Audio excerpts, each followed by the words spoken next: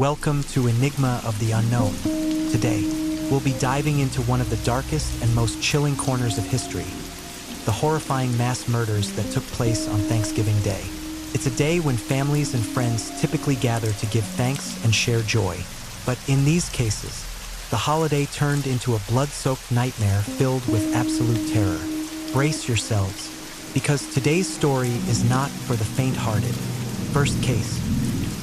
Thanksgiving Slayer case in Michigan, 2004. Night had fully settled over the Johnson household as the family gathered around the dinner table, basking in the cozy warmth of Thanksgiving. Soft, warm light glowed from the lamps, filling the room, and laughter mixed with the cheerful clinking of glasses. After a turbulent year, they were all ready to enjoy a peaceful moment together on this traditional holiday night.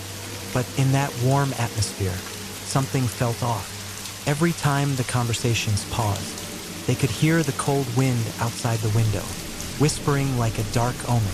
The forest surrounding the house lay in dense, pitch-black silence. A few family members glanced out the window, but all they saw was the endless void of night. Mr. Jack, the eldest in the family, frowned slightly as he glanced around. Normally the most optimistic one, he felt an uneasy sensation stirring in his chest tonight. "Does anyone hear that?" he asked, his voice lowering. "Something seems strange, doesn't it?" The family chuckled softly, reassuring him that he was probably just being overly sensitive. But deep down, each of them felt it too. The wind outside sounded eerie, almost sinister. The house remained bright and calm, yet there was a lurking presence, hiding within the shadows. As everyone returned to their meal, a faint sound suddenly came from the window at the back of the house. They all held their breath, eyes turning toward it. It was a gentle tapping, as if someone or something was testing the window. Mr. Jack tightened his grip on his chair, his gaze fixed on the murky darkness outside. "Probably just the trees," someone said, trying to brush off the rising fear. But inside, they all knew that was unlikely. A chilling sensation crept up their spines as the room sank into silence. Outside, hidden within the cloak of night, a figure stood motionless. Gerald Parker, his eyes empty and cold, had been watching this family for a while. Darkness was no stranger to him, and the concept of family was, in his mind, just a flimsy veil concealing weakness and naivety. To him, the Johnsons were nothing more than unsuspecting prey. He stood still, blending in with the trees around him, inching closer to the house. His fingers were numb, trembling in the November cold, but his eyes burned with a ruthless and sinister desire.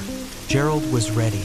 Tonight, he would turn this house into a place where darkness would reign forever. Inside, the Johnson family continued to laugh and chat, trying to ignore the growing sense of unease. Yet with every passing second, that feeling intensified, like an unspoken warning that this Thanksgiving night would be unlike any other. The darkness outside the window was no longer just a harmless night. It was alive, terrifying, and seemed to have countless eyes watching them. Another noise broke the silence, this time from the back door, louder and more ominous.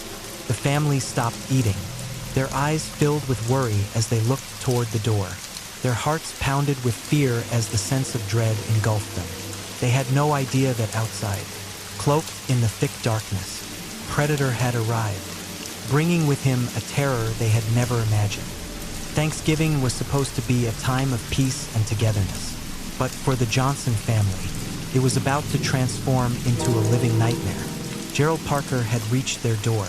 The safety of their home felt thin, fragile, and as they heard that sound, they knew darkness had invaded the place they called their sanctuary. The noise at the back door froze everyone in place. The warmth of Thanksgiving night was now just a faint memory, replaced by an indescribable fear that spread through the room. Mr. Jack signaled for the family to stay silent, straining to listen. His heart pounded, and he felt, deep down, that something terrible was about to happen. Soft, deliberate footsteps sounded outside, as if the intruder was carefully examining every corner. The back door trembled slightly, then slowly creaked open, piercing the dreadful silence. Gerald Parker, short but cunning, slipped into the house. His face was emotionless, cold, and his dark eyes scanned the room, assessing his prey. The Johnson family held their breath as his figure became clearer in the dim light from the kitchen. They froze, knowing that even the slightest movement could awaken the beast standing before them. Each second felt heavier, the tension spreading throughout the room. Then, without warning, Gerald lunged. He moved toward the dining table, a sharp knife glinting in the light as his hand raised. Everything happened too quickly for anyone to react. A scream shattered the silence as Gerald swung his knife, attacking mercilessly. The night turned into a living nightmare. The Johnson family, in a panic, tried to flee but found themselves trapped within the four walls of the home they once called safe. Gerald moved among them, his gaze wild, like a savage predator. He attacked each one with unimaginable brutality, leaving no hope behind. Cries, pleas, and frantic footsteps mixed with the howling wind outside. The room filled with blood and absolute terror. Everything this family once knew, safety, happiness, love, was torn apart in that single, horrifying moment. Gerald didn't stop. He was relentless, driven by a violent hunger. He moved like a ghost, cold and devoid of humanity. The room that had once echoed with laughter now held only faint groans, fallen bodies, and an overwhelming sense of dread. At last, when he had finished his gruesome work, Gerald stopped, his black, abyssal eyes scanning the blood-stained room. He stood there, silently, as if savoring the destruction he'd created. Silence filled the space again, but this time it was not the calm of peace. It was the chilling shadow of death and despair. Quietly, Gerald stepped out of the house, leaving behind shattered lives, dreams forever forgotten in the nightmare he had unleashed. He disappeared into the darkness, leaving the house engulfed in deathly silence. When dawn broke, the police arrived on the scene to confront the horrifying sight. They looked upon the house, witnessing the aftermath of a Thanksgiving night turned nightmare. The blood-streaked room lay in dead silence, the stench of death lingering in the air. A family had been destroyed within the very place they had considered their safest refuge. And for Gerald Parker, this was merely another ordinary night in the life of a predator hiding behind a human face. Dawn's light filtered through the trees, casting a pale glow over the house that had become a nightmarish battleground. The police had received a call from a neighbor who heard strange noises and screams during the night. When they arrived at the scene, an unsettling coldness filled the air, bringing with it a deep sense of dread. The door hung slightly open, and in the pale morning light, the officers held their breath at the sight inside. The horrors of the previous night came alive before them. What was once a peaceful home was now empty and chilling. The dining table was still set, food left untouched, but everything was stained with the crimson mark of brutality. The memories of the Johnson family, laughter, togetherness, happiness were now distant and shattered. The investigative team began their work, but from the start, they faced immense difficulties. Gerald Parker, a figure who operated in shadows, had left no clear trace. He vanished like a ghost, leaving behind a house of death with no discernible motive, no clue beyond his raw cruelty. In the days following the crime, a heavy pall settled over Michigan. News of the Thanksgiving massacre spread, planting seeds of fear among the townspeople. Thanksgiving, once a day of unity, had become a source of nightmares, haunting everyone. People began locking their doors more carefully, installing security systems, and casting wary glances at those around them. Every year, as Thanksgiving approached, the anxiety resurfaced. Families, friends, neighbors started to wonder if anyone among them could be like Gerald Parker, someone who seemed ordinary but carried a darkness within.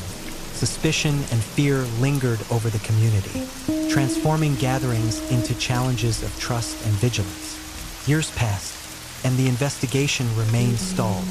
Fragmented clues, faint traces, Everything seemed to fade into darkness. But one day, the police received a new lead, a small detail, but enough to trace Gerald Parker's whereabouts. After years of relentless pursuit, they finally pinpointed his location. The arrest operation was swift and tense. When police surrounded his hideout, Gerald remained calm, unrepentant, and fearless.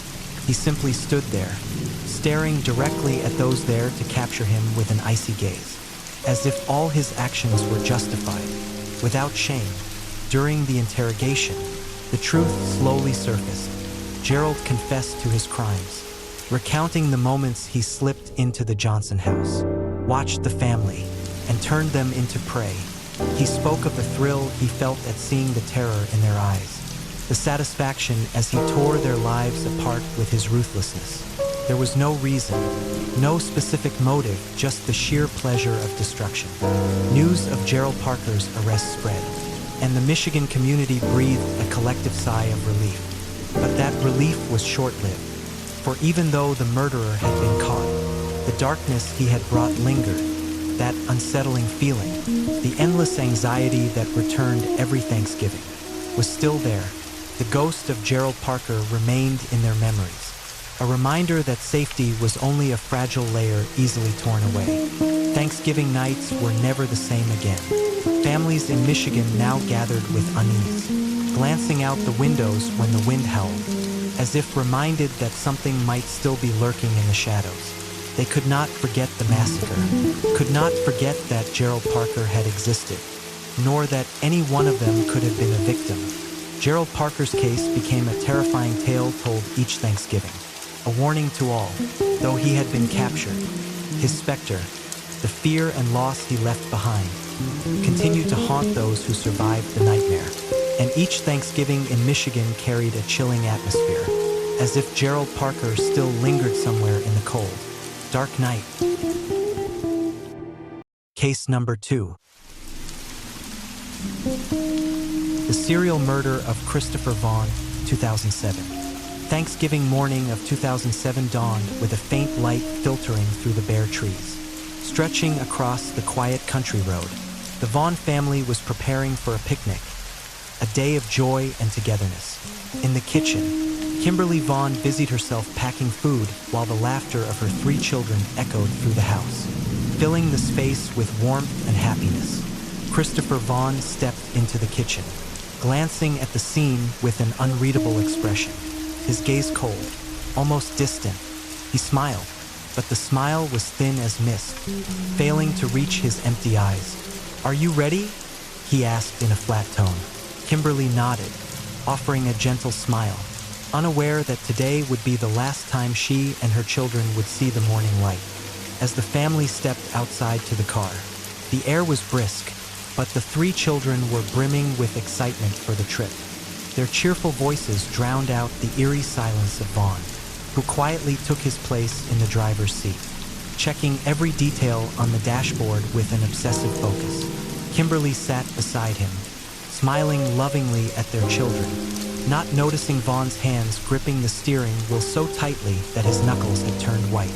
The car rolled out of the neighborhood and onto a quiet country road lined with barren trees. A thin fog blanketed the area, creating a haunting atmosphere.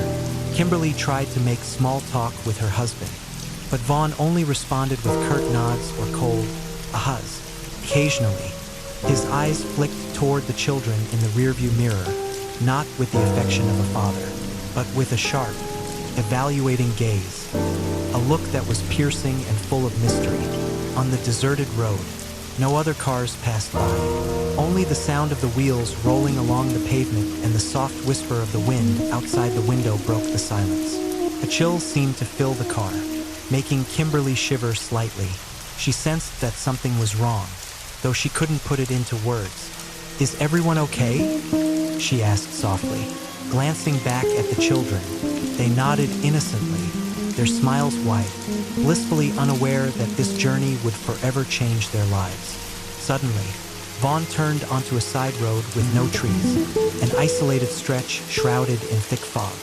Kimberly looked around and asked optimistically, "Are we going the right way?" Vaughn didn't answer, He just quietly stopped the car and turned off the engine. Silence swallowed the space around them. "What are you doing, Chris?" Kimberly asked, a hint of suspicion in her voice.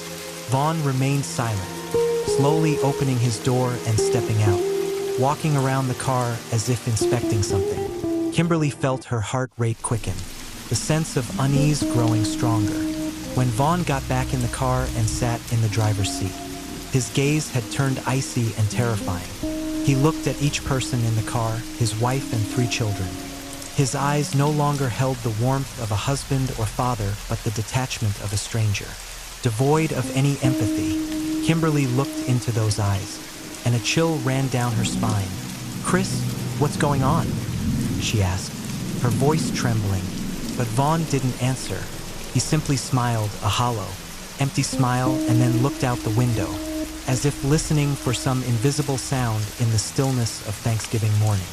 And in that moment, Kimberly understood they were somewhere no one knew, a place where no one could hear them.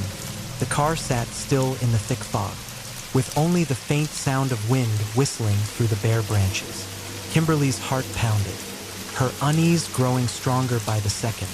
She glanced at her husband, her eyes searching, but Vaughn just sat there, a cold smile frozen on his face, his gaze empty.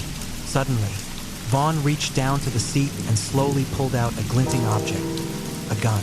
Kimberly froze, her mouth moving but no words coming out, her eyes wide with horror. "Chris, what are you doing?" she whispered, her voice breaking. Vaughn didn't respond. He simply gripped the gun tightly, cold and detached, as if holding an inanimate object. The 3 children in the back seat still didn't understand what was happening. Their innocent eyes turned from their mother to their father, unaware that their innocence would last only a moment longer. And then, without warning, Vaughn aimed the gun at his wife. A deafening gunshot shattered the quiet Thanksgiving morning. Kimberly had no time to react. Her body jolted, her eyes wide with shock as she slumped into her seat.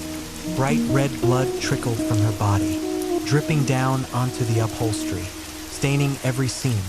Without hesitation, without emotion, Vaughn turned the gun on his children. The first child, eyes wide with fear, managed to utter a trembling, "Daddy?" before falling silent forever as the gun went off again. Each cold bullet stole away their lives, their laughter, the dreams held in those young, trusting eyes. The gun fired again and again, until the car fell into a deadly silence.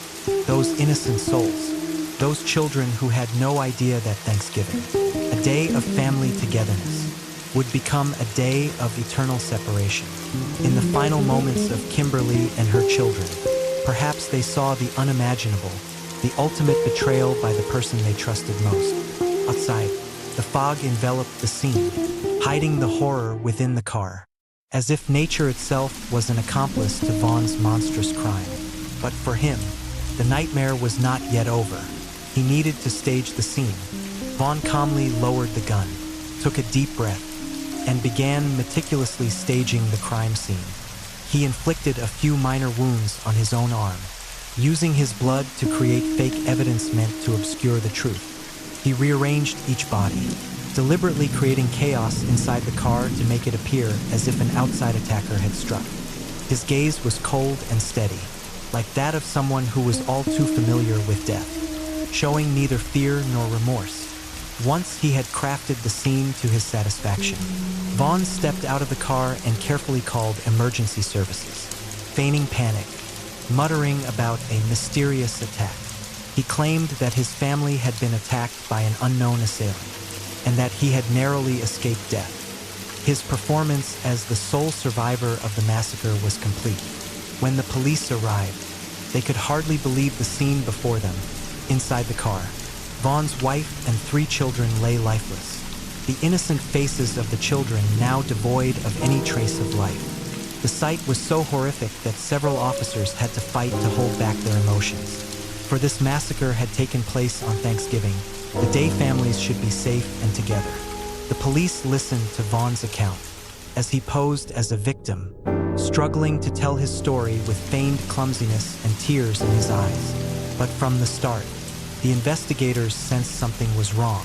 The strange calmness in Vaughn's eyes, the inconsistencies in his story, small details.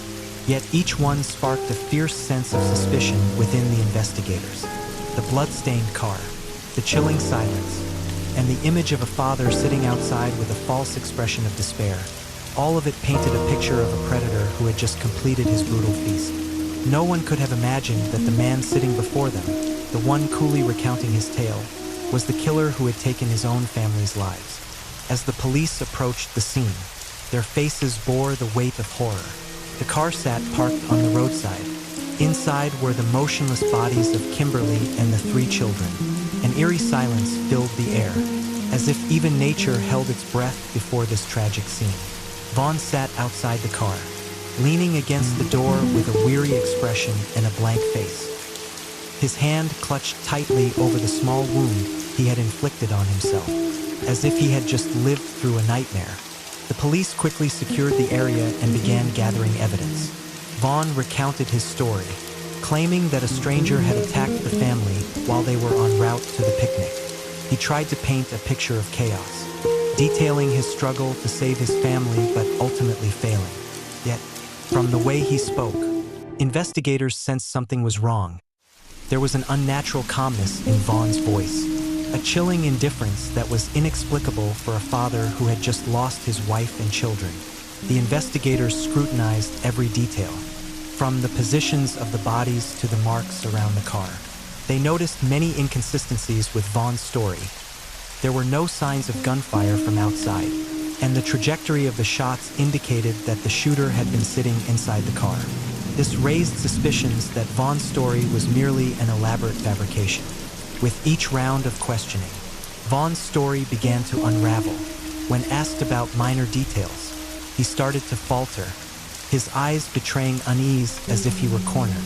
Investigators pressed on his story's inconsistencies, forcing him to confront each piece of physical evidence. He tried to mask it, but his cold gaze and detached words became harder to hide.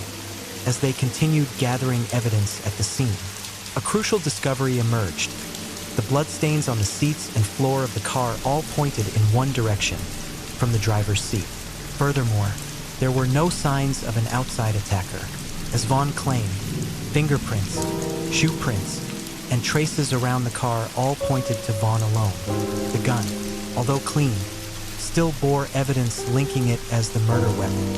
Feeling cornered, Vaughn maintained a disturbingly calm expression, his eyes cold and empty. His silence at that moment was like a wordless confession. Though he did not verbally confess, the evidence was enough to unveil the cruel truth. Vaughn had mercilessly murdered his own family inside the car. The trial of Christopher Vaughn proceeded swiftly, leaving a lasting impact on the community and the entire nation. The image of a father with a seemingly ordinary appearance who coldly planned the murder of his own family left an indelible mark on the public's memory. He sat in the courtroom, composed and emotionless, as if detached from his crime. No regret, no remorse. When the judge sentenced Vaughn to life imprisonment, his expression remained unchanged. His eerie calm unsettled many attendees at the trial. Some even said that, upon hearing the sentence, his eyes still held an inscrutable emptiness, as if he was no longer human. The story of Christopher Vaughn quickly became one of the most horrifying cases tied to Thanksgiving. People began to reconsider the holiday's meaning. A day meant for family and unity, destroyed by the very person within that family. Vaughn's case became a symbol of ultimate betrayal, a reminder that sometimes the greatest threat comes from those we trust the most. From then on, each Thanksgiving, families in Illinois would recall Vaughn's story, remembering the darkness that can lie hidden within a person. Thanksgiving, once a day of togetherness, now bore a shadow of dread, as if peace could shatter at any moment, even within the embrace of a loved one.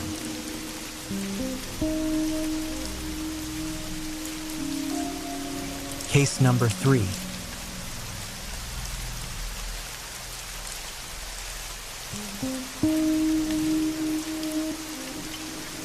Mass murder in Bellingham, Washington, 1986. Bellingham, Washington, a quiet little town with scattered houses along winding roads, lay surrounded by bare trees in the winter chill. On Thanksgiving morning of 1986, the fresh air and stillness of the town brought a serene feeling, and families here began preparing for the holiday with joy. At a small house on the edge of town, the Johnson family was busy getting ready for this special day. Tom and Linda Johnson were preparing a cozy meal for themselves and their young daughter, Emma. In the kitchen, the aroma of roasted turkey filled the house, mingling with Emma's giggles, creating a warm and comforting atmosphere. Linda looked at her daughter with a gentle, happy smile. Everything seemed perfect for a peaceful Thanksgiving. But, unbeknownst to them, something was slightly off in the air. When Linda stepped into the living room to arrange a few decorations, she felt a slight chill. The darkness outside cast long shadows into the house, and a shiver ran down her spine. She glanced out the window, only to see emptiness and darkness. The trees stood still, with not a single breeze passing through. Linda brushed off her feeling, telling herself she was just overthinking, and went back to preparing the family's celebration. As night fell, the Johnsons gathered around the dining table, sharing laughter and stories. But despite their cheerful efforts, Linda couldn't shake the feeling that something wasn't right. She glanced several times toward the window, where the thick darkness blanketed the garden outside. But she kept her unease to herself. After dinner, the family cleaned up and prepared for bed. Tom and Linda tucked Emma in, kissed her goodnight, and left her room. The entire house slowly settled into the quiet of the night, with only the faint sound of wind brushing against the windows. Linda returned to their bedroom, trying to ignore the inexplicable unease she felt. But in a brief moment, she thought she heard a soft noise outside, a faint, quiet footstep mixed in with the night breeze. She took a deep breath, reassuring herself it was probably just some animal passing by. As the last light in the house went out, the Johnson home sank into darkness, with only the pale moon casting long shadows across the floor. Outside, an eerie silence filled the air, thick and unnerving. Yet, if anyone had looked closely, they would have seen a figure emerge quietly from the woods, slowly making its way toward the house. His eyes glinted coldly in the darkness, a gaze that was both ruthless and empty. He moved past the windows, stopping by the faint glow of Emma's nightlight.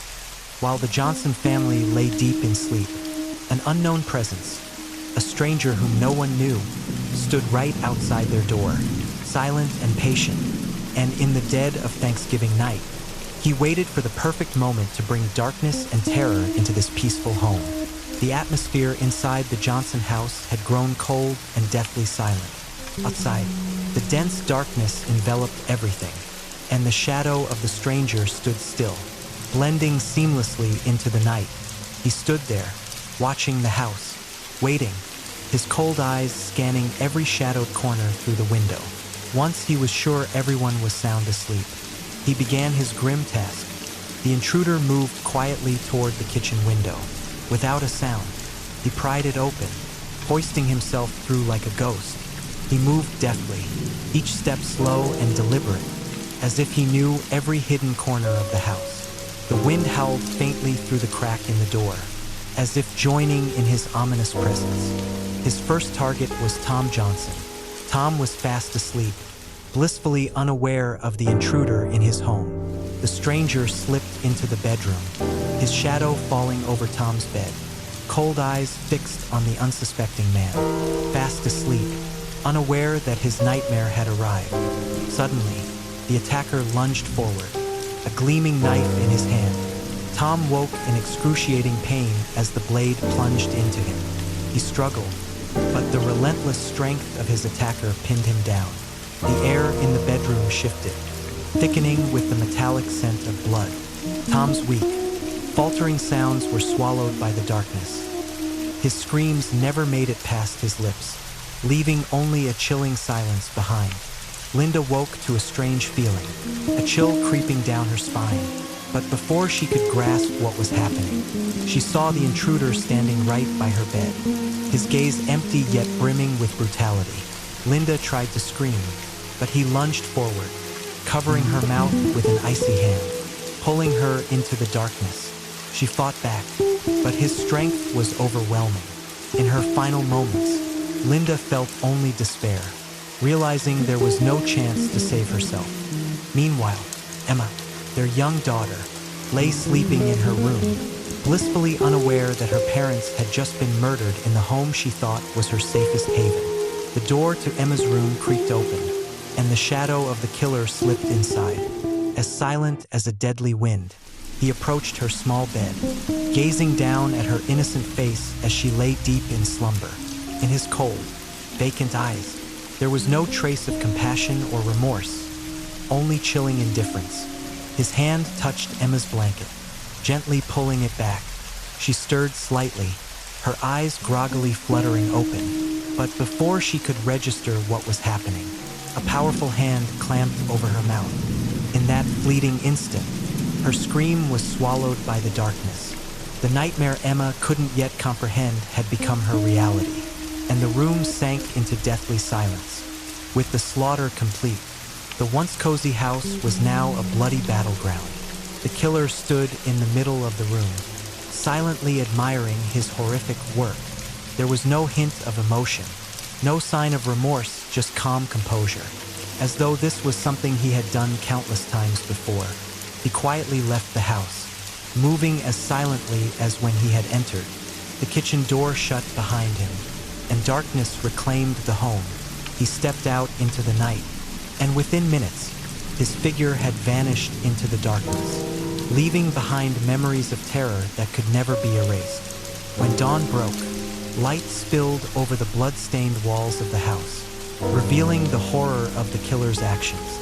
But he was long gone, like a phantom in the night, leaving only chilling silence and unanswered questions about his motives and identity. And on that Thanksgiving night, the peacefulness of Bellingham was shattered forever. The following morning, no one suspected the tragedy that had taken place in the Johnson home. A neighbor, Mrs. Agnes, stepped outside to tidy up after Thanksgiving and noticed something unusual at the house across the street. The curtains in the Johnsons' living room were still drawn, and there was no sign of movement, though by this hour, the family would normally be up. A sense of unease crept over her. Unable to ignore her worry, Mrs. Agnes walked over and knocked on the door, but there was no answer. Feeling something was wrong, she called the police. As the first rays of sunlight touched the house, they revealed a horrifying scene within. From the moment officers entered, an overwhelming sense of dread and horror filled the air. They proceeded cautiously, facing a brutal crime scene beyond imagination. Tom Johnson lay lifeless in his bed, his body marked by deep stab wounds. Linda had been strangled, her face frozen in terror, and in her small bedroom, innocent young Emma had also been taken. The house, once a haven of peace, now held only deathly silence, a chill in the air like the lingering presence of the killer. As they entered Emma's room, one of the younger officers had to turn away, struggling to contain his emotions. This was not just any crime, it was a massacre, a merciless and cold-hearted annihilation of a family on the very day they should have been safest. Investigators began collecting evidence, but the deeper they delved, the stranger and more terrifying the case became. The killer seemed to have left no fingerprints, no trace of forced entry. What remained was destruction and the blood of innocent victims. Only darkness, with no explanation. In the days following, Bellingham fell into a real-life nightmare.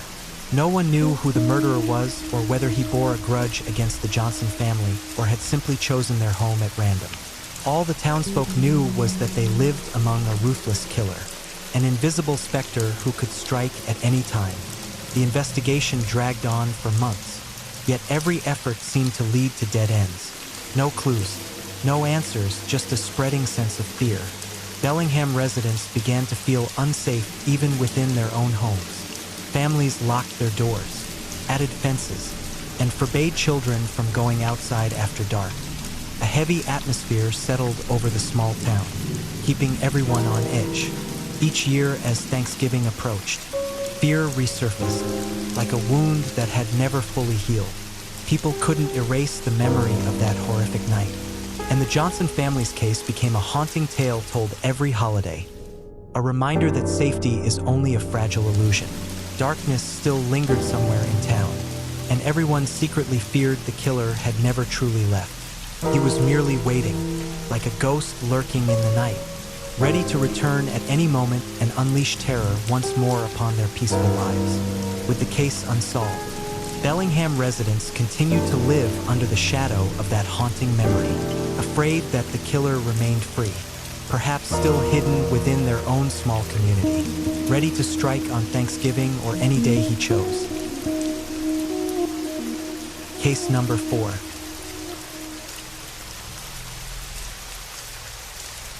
Austin Sigg's serial killings in Colorado, 2012. Colorado, autumn of 2012. The air was crisp, fallen leaves blanketed the streets, and the whole town was preparing for Thanksgiving. Families started hanging decorations, setting out turkeys and pies on their tables, readying for a warm day of togetherness. A sense of peace blanketed every corner, painting the perfect picture of a small, safe town. Jessica, a young girl who lived in town, was part of this picture. With her bright eyes and friendly smile, she was the pride of her family, bringing joy to everyone around her. But it was her familiar and friendly presence that made her disappearance all the more terrifying. That evening, Jessica was walking home after leaving a friend's house. The street was empty and dimly lit, with only the sound of crunching leaves beneath her feet and the flickering glow of streetlights. She walked with her jacket pulled tightly around her against the biting wind. She had taken this path hundreds of times, so familiar that she could walk it with her eyes closed. But tonight, she didn't realize that a pair of eyes were watching her from the shadows. A dark figure moved quietly behind her, matching her steps. Jessica shivered as a cold chill ran down her spine. She turned to look, but saw only the empty road behind her. Not a soul in sight. She quickened her pace, but the feeling of being watched grew stronger, haunting her every step. Then, suddenly, the shadow appeared in front of her. A strong hand clamped over her mouth, dragging her into the darkness. She struggled, her eyes wide with terror, but no sound escaped. The face of her captor appeared in the dim light, a cold, emotionless face, eyes empty, devoid of any humanity. The next morning, Jessica's family awoke, expecting a joyful breakfast together, only to find that Jessica wasn't home. First, they thought she might have stayed at her friend's house overnight, but there were no calls, no messages. Anxiety began to creep into their hearts. By noon, their worry turned into a harsh reality as their calls went unanswered, and no one had any news about Jessica. Her family contacted the police, and soon the entire Colorado community joined the search. Residents, friends, and volunteers scoured every street, every corner of the town, posting flyers with Jessica's picture, praying for a miracle, that she had simply lost her way and would soon be found. But the longer they searched, the fainter their hope became.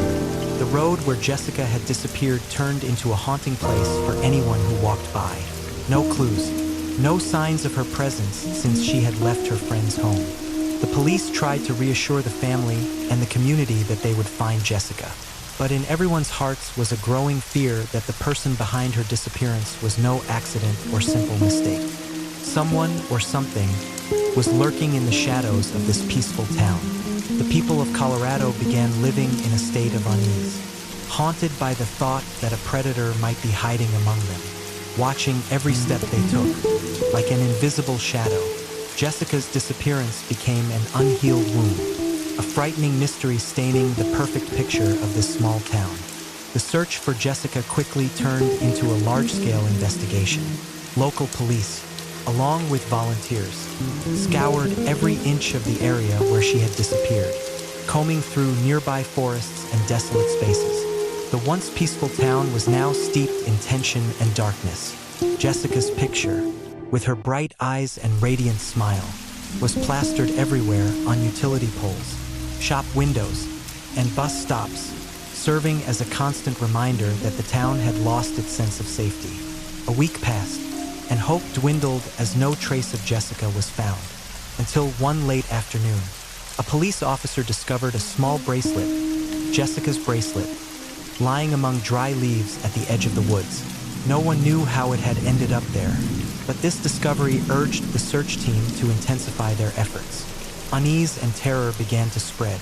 Someone, or something, seemed to be playing a sinister game, deliberately leaving clues to confuse them.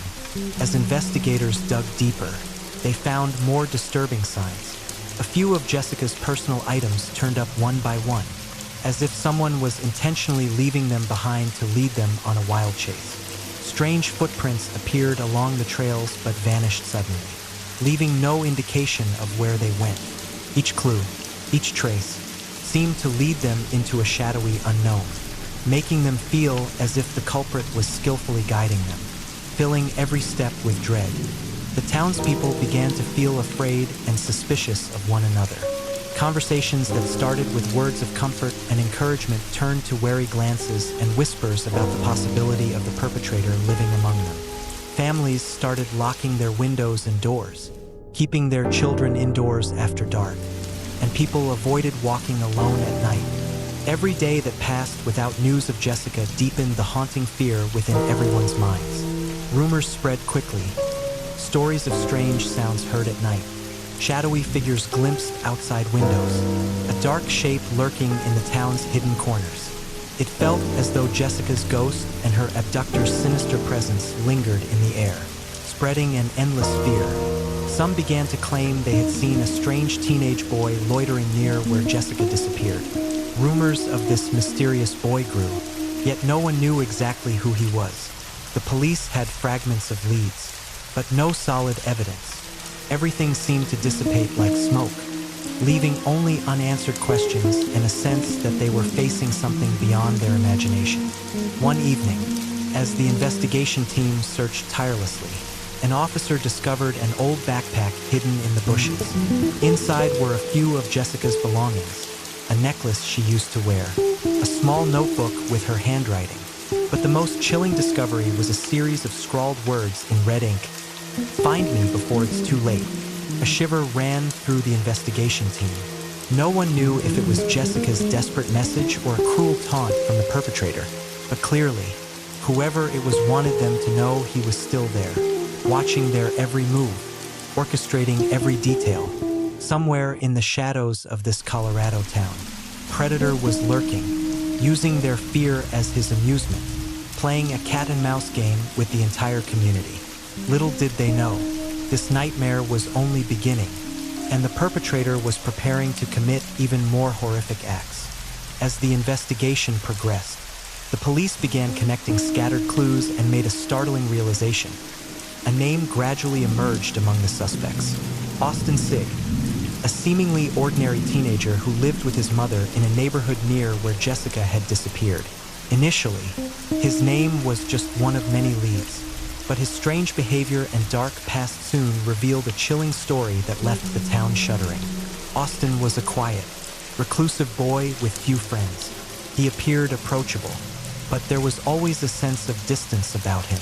Neighbors and classmates described him as someone who disliked social interaction, often absorbed in bizarre activities and with an unusual fascination for horror films, gruesome images, and true crime stories. From a young age, Austin displayed an unsettling obsession with disturbing things. He once caught and dissected animals, often wandered alone in the woods, and seemed drawn to the thrill of control and manipulation. When police delved deeper into his background, they uncovered a horrifying truth. Austin had been part of a secret online club where he shared and read twisted stories and meticulously detailed murder plots. It was here that he began crafting a plan of his own, a plan to kidnap and kill. For Austin, attacking Jessica was only the beginning. In a notebook found at his home, police uncovered a series of names and chilling details carefully recorded. He had mapped out every step in preparation for future attacks. with the ultimate goal of turning Colorado into a town he would rule through panic and fear. He wanted to be remembered as an invisible enemy, a shadow that would keep people from daring to step outside. Police also discovered a disturbing collection in Austin's room: makeshift weapons, tools, and a detailed list of potential victims he had targeted. Jessica's name wasn't the only one. There were other young girls from the town, and he planned to carry out a series of sequential kidnappings and murders to create an unending nightmare, each crime bearing his distinct mark. Each time the investigators read through Austin's notes, a shiver ran down their spines. They saw not just a killer, but a twisted mind consumed with brutality. Austin didn't merely want to kill. He wanted to feel his victims' fear, to see the terror in their eyes as they realized he held all the control.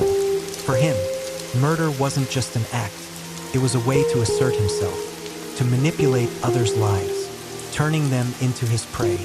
The deeper the investigators dug, the more it felt like they were descending into a dark abyss. Inside Austin, there wasn't a trace of remorse or guilt. All they found was hatred and a desire for absolute control. His mind was a maze of twisted thoughts, and Jessica was merely the first victim in his brutal plans. News about Austin Sig spread throughout the town. Families who once felt comfortable letting their children play outside now couldn't take their eyes off them. The shadow of this killer hung over Colorado, casting a wave of fear through every corner. It chilled everyone to know that Austin had quietly lived among them, meticulously planning each step of his crimes. Austin Sig was no longer just a name in town. He was the darkness, the embodiment of the nightmare that they were all now facing. And even though he had become the focus of the police, no one knew how many more names had been added to his list or what other plans were waiting to be unleashed. To the people of Colorado, Austin was not merely a murderer. He was a monster holding their fate in his hands. A shadow they couldn't predict, a terror they would never forget. A glimmer of hope appeared when the police finally found a crucial lead. A DNA trace left on one of Jessica's belongings they had collected. Rapid analysis confirmed that it belonged to Austin Sig. The truth began to unfold, and the police knew they couldn't delay any longer. They had to act fast, knowing he might already be preparing for his next plan. On a cold night, the police quietly surrounded Austin's house. Inside, light still shone from his room, and Austin's silhouette moved past the window. The officers' hearts pounded as they approached the house. They knew they were facing a killer who would do anything to keep his secrets.